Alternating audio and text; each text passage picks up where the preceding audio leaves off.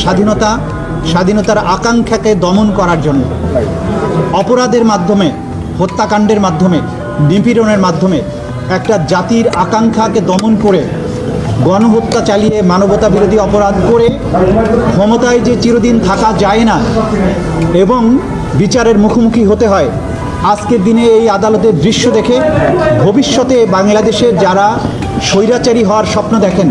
তারা যদি শিক্ষা গ্রহণ করেন, সেটা আজকের দিনের জন্য একটা বড় লেসন হবে বলে আমরা মনে করি।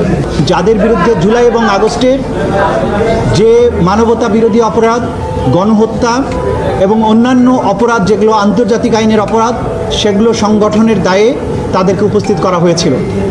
আজকে আদালতে আমরা এই অপরাধ সংগঠনের পেছনের যে পটভূমি আছে সেটা ব্যাখ্যা করেছি কিভাবে 2009 সাল থেকে ক্রমান্বয়ে একটা রাষ্ট্রযন্ত্রকে ক্রমান্বয়ে ব্যবহারের মাধ্যমে